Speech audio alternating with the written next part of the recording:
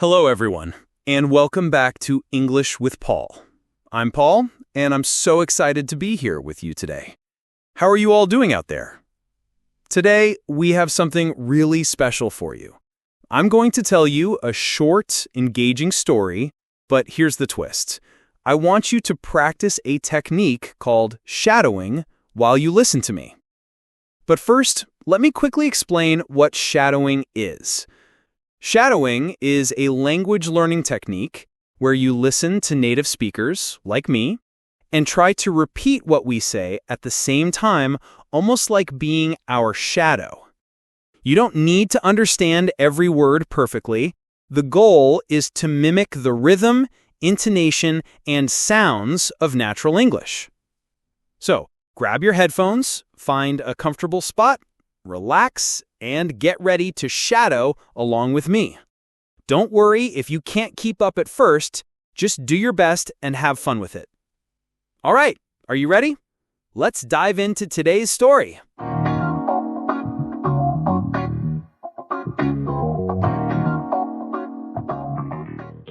Today, I want to tell you about Tom and his first day at a new job. Tom is a 25-year-old man who just moved to the city. He studied computer science at university and finally found his dream job at a technology company. Tom is very excited, but also quite nervous about starting this new chapter in his life. On Monday morning, Tom wakes up very early because he doesn't want to be late. He takes a long shower, brushes his teeth carefully, and puts on his best clothes. He chooses a blue shirt, black pants, and his favorite tie. Tom looks at himself in the mirror and thinks, "I hope everything goes well today." He feels a mixture of excitement and worry in his stomach. Tom lives in a small apartment about 30 minutes away from his new office. He decides to take the subway to work because it's faster than driving in the busy city traffic. At the subway station, there are many people waiting for the train. Everyone looks serious and focused, carrying their coffee cups and reading newspapers on their phones. Now, let's practice this tricky word, immediately. It means right away, without waiting. Repeat after me. Immediately. Great. Let's continue. When Tom arrives at his office building, he feels impressed by how tall and modern it looks. The building has glass walls and beautiful gardens around it. There's a security guard at the entrance who asks Tom to show his identification card. "Good morning, sir. May I see your ID, please?" the guard asks politely.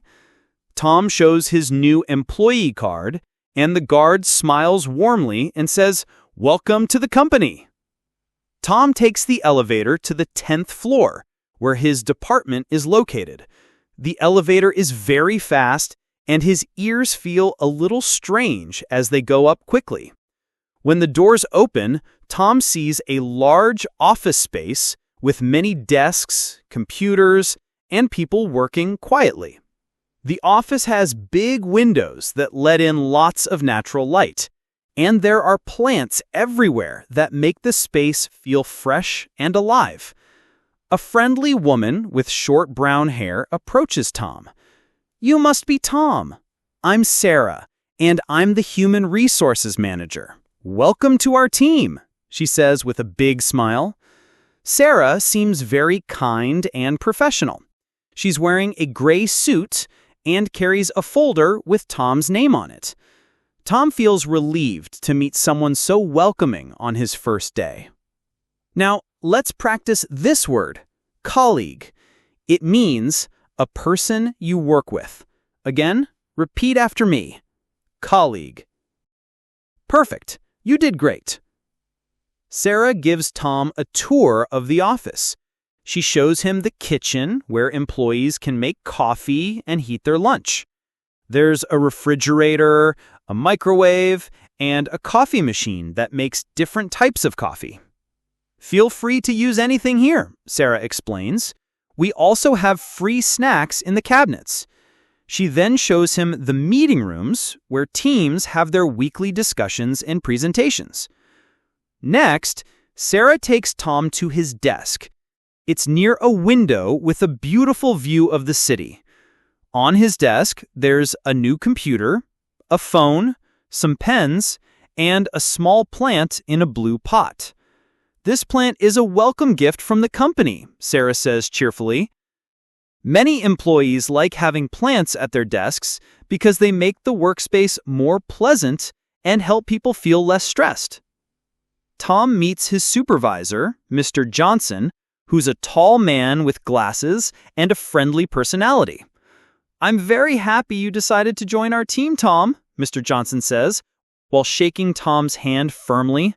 "We have some exciting projects coming up, and I think you'll really enjoy working on them. Your skills in computer programming will be very valuable for our company. Now, let's practice this challenging word, comfortable. One more time, comfortable.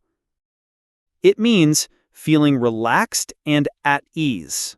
Repeat after me, comfortable. Excellent, you did great." During his first morning, Tom spends time learning about the company's computer systems and meeting his new colleagues. Everyone is very helpful and patient with his questions. At lunchtime, 3 of his coworkers invite him to eat together at a nearby restaurant. They talk about their hobbies, their families, and give Tom advice about the best places to live in the city. In the afternoon, Tom starts working on his first small project. He needs to create a simple program that will help organize customer information. Tom feels confident because this type of work is exactly what he studied at university. His colleagues are always ready to help when he has questions, and he appreciates their support and kindness. At the end of the day, Tom feels very satisfied with how everything went. He successfully completed his first task, made several new friends, and learned a lot about his new workplace. As he packs his things to go home, Sarah stops by his desk. "How was your first day, Tom?" she asks with genuine interest. "It was wonderful," Tom replies honestly. "Everyone has been so helpful and welcoming." On his way home, Tom calls his parents to tell them about his successful first day. "I think I'm really going to love this job," he tells them excitedly. "The people are fantastic, the work is interesting, and I feel like I can learn so much here."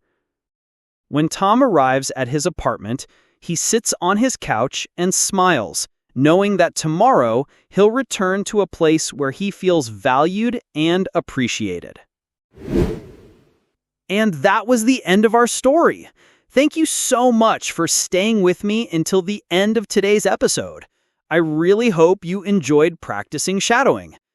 Don't worry if you couldn't keep up with everything. That's completely normal when you're starting with shadowing. Remember, the key to improving your English is consistent practice. Try to listen to English every single day, even if it's just for 10 or 15 minutes. You can shadow along with movies, TV shows, podcasts like this one, or even English songs you like. Here are my top 3 tips to keep improving your English.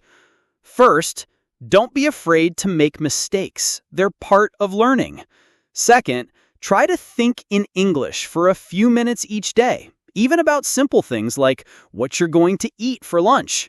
And third, find English content that you genuinely enjoy. Learning should be fun. If you found today's shadowing exercise helpful, please consider subscribing to my podcast. Your support means the world to me and helps me create more content like this for English learners everywhere. You can also share this episode with friends who are learning English too. Next week, I'll have another exciting story for you to practice shadowing, and we'll focus on different pronunciation challenges. Until then, keep practicing, stay curious, and remember, every day is a great day to improve your English. Thank you again for joining me today, and I'll see you in the next episode. Keep learning, keep growing, and most importantly, keep having fun with English. Goodbye for now.